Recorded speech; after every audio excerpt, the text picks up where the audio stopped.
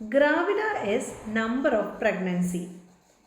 ഒരു female pregnant ആയിട്ട് ആദ്യത്തെ ആൻറ്റിനേറ്റൽ വിസിറ്റിന് വരുന്ന സമയത്ത് നോർമലി നമ്മൾ ഒബ്സ്ട്രക്റ്റിക്കൽ ഹിസ്റ്ററി എടുക്കും. ഈ ഒബ്സ്ട്രക്റ്റിക്കൽ ഹിസ്റ്ററി എടുക്കുമ്പോൾ നമ്മൾ നോർമലി കളക്ട് ചെയ്യുന്നത് GTPAL ഹിസ്റ്ററിയാണ്. G stands for gravida, T stands for term, P stands for preterm, A stands for abortion, L stands for living children. Clear? So ഇതിൽ ഗ്രാവിഡ നമ്പർ ഓഫ് പ്രഗ്നൻസി, എത്ര തവണ ഈ female pregnant ആയിട്ടുണ്ട്, ഇത് first pregnancy ആണോ അല്ല ഇതിന് മുന്നേ അവർ പ്രഗ്നൻ്റ് ആയിട്ടുണ്ടോ, അങ്ങനെ എത്രാമത്തെ തവണയാണ്, അത് ഉറപ്പായിട്ടും നമുക്ക് ആവശ്യമുണ്ട്. അതിപ്പോൾ ഫസ്റ്റ് ടൈം പ്രഗ്നൻ്റ് ആണെങ്കിൽ അവർ ആങ്ഷ്യസ് ആയിരിക്കും, അവരുടെ ബോഡിയിൽ ഫസ്റ്റ് ഇമ്മീഡിയറ്റ് ചേഞ്ചസ് ആണ് സംഭവിക്കുന്നത്. ഓക്കെ, അപ്പോൾ അതാണ് നമ്മൾ ഗ്രാവിഡ കളക്ട് ചെയ്യേണ്ട, ഗ്രാവിഡയുടെ ഹിസ്റ്ററി കളക്ട് ചെയ്യുന്നതിൻ്റെ ഇമ്പോർട്ടൻസ് ആണ് ഞാൻ പറഞ്ഞത്. സാധാരണ NCLEX RN എക്സാംസിനും വരുന്ന ക്വസ്റ്റ്യൻസിൽ നമുക്ക് ഗ്രാവിഡയ്ക്ക് ഒരുപാട് ഇമ്പോർട്ടൻസ് ഉണ്ട്. ഓക്കെ, സോ ഇവിടെ സാധാരണ നമ്മൾ GTPAL കാൽക്കുലേറ്റ് ചെയ്യുമ്പോൾ ഗ്രാവിഡ കാൽക്കുലേറ്റ് ചെയ്യുമ്പോൾ ചെറുതായിട്ടൊരു കൺഫ്യൂഷൻ എല്ലാവരിലും വരാറുണ്ട്. ഒന്നാമത്തെ കൺഫ്യൂഷൻ ഇതാണ്, കറണ്ട് പ്രഗ്നൻസി ഗ്രാവിഡയിൽ ഇൻക്ലൂഡ് ചെയ്യുമോ? ഡെഫിനറ്റ്ലി യെസ്, കറണ്ട് പ്രഗ്നൻസി ഗ്രാവിഡയിൽ ഒരു ഗ്രാവിഡയായിട്ട് ഇൻക്ലൂഡ് ചെയ്യും.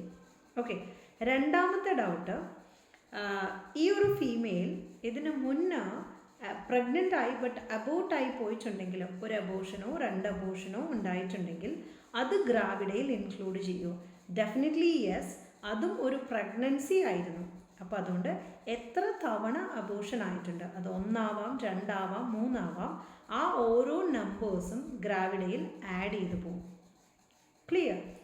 ഇനി അടുത്ത ഏറ്റവും കൺഫ്യൂസ്ഡ് ആയിട്ടുള്ളൊരു പോയിന്റ് ഏതാണെന്ന് ചോദിച്ചു കഴിഞ്ഞാൽ നമ്മളുടെ ട്വിൻ പ്രഗ്നൻസിയാണ്. ട്വിൻ പ്രഗ്നൻസി വരുന്ന ടൈമിൽ ഈ ഗ്രാവിഡയിൽ അത് ഇൻക്ലൂഡ് ആവുമോ? അതായത് ഗ്രാവിഡയിൽ ഇൻക്ലൂഡ് ആകുമ്പോൾ അതൊരു ഒരു ഗ്രാവിഡ ആയിട്ടാണോ അതോ 2 ഗ്രാവിഡ ആയിട്ടാണോ ഇൻക്ലൂഡ് ചെയ്യുന്നതെന്നുള്ളതാണ് അടുത്തൊരു ക്വസ്റ്റ്യൻ. ഓക്കെ, അപ്പോൾ അത് പ്രത്യേകമായിട്ടും ശ്രദ്ധിക്കുക. ഗ്രാവിഡയിൽ ട്വിൻ പ്രഗ്നൻസി സിംഗിളായിട്ട്, അതായത് ഒരു ടൈമിൽ പ്രഗ്നൻ്റ് ആണ്. ഓക്കെ, അവർക്ക് 2 കുഞ്ഞുണ്ട് എന്നിരുന്നാലും that pregnancy phase is single. Okay, അപ്പോൾ ട്വിൻ പ്രഗ്നൻസി ഗ്രാവിഡയിൽ സിംഗിളായിട്ടാണ് കൺസിഡർ ചെയ്യുന്നത്. ഓക്കെ, കറണ്ട് പ്രഗ്നൻസി ഗ്രാവിഡയിൽ ഇൻക്ലൂഡ് ചെയ്യും, അബോർഷൻ ഗ്രാവിഡയിൽ ഇൻക്ലൂഡ് ചെയ്യും, ട്വിൻ പ്രഗ്നൻസി 2 ആയിട്ടല്ല സിംഗിളായിട്ട് ഗ്രാവിഡയിൽ ഇൻക്ലൂഡ് ചെയ്യും. ഓക്കെ, അപ്പോൾ GTPAL കാൽക്കുലേഷനിൽ ഒബ്സ്ട്രക്റ്റൈൽ ഹിസ്റ്ററിയിൽ നിന്ന് നിങ്ങൾക്ക് ക്വസ്റ്റ്യൻസ് വരുമ്പോൾ കൺഫ്യൂഷൻ ഇല്ലാതെ ഗ്രാവിഡ കാൽക്കുലേറ്റ് ചെയ്യാം. Thank you all.